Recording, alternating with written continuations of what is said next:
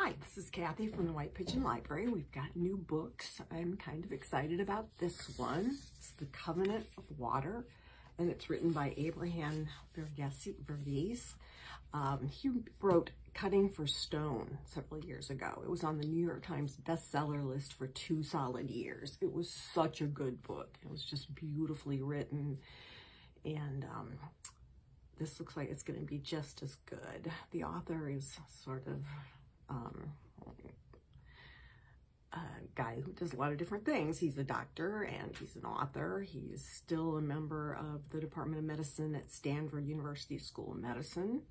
And this book looks like it's going to span 3 generations. It starts in the 1900s and goes to 1977, set in Kerala in South India along the Malabar coast.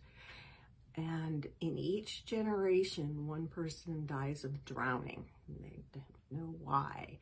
It talks about the hardships of past generations and what it means for the future. And it's been called the most masterful literary novel in recent years. He's a wonderful author. This ought to be a great book. Covenant of Water. We've got Life and Other Love Songs by Anissa Gray. And this is about a man who is walking away from his brother on his way home, where his wife and daughter are preparing a celebration for his 37th birthday, and he just vanishes into thin air. Nobody knows why. The brother might have a clue, but he's not talking. And his wife was scheduled for stardom in Motown. She's a very accomplished singer, and apparently she did not do that. She married him. And what she finds out after he disappears is that she didn't know too much about him.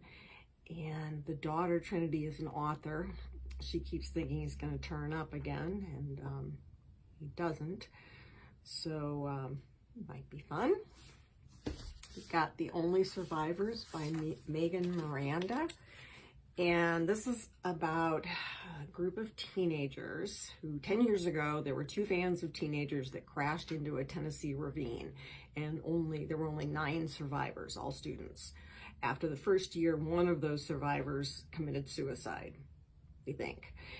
And the group decided that they would get together every year after that. So they have been doing so in a house on the Outer Banks. And this year, one of them has decided she wants no part of it, and she's changed her email address, phone number, sort of cut herself off from the whole group. Well, on the day of the reunion, she gets an obituary. So one more of the group of survivors has died. So she decides to go.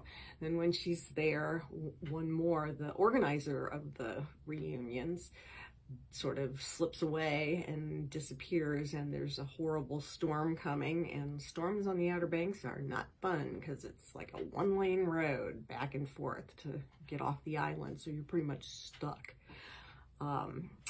So in any case, the survivors are getting smaller and smaller. Must be good.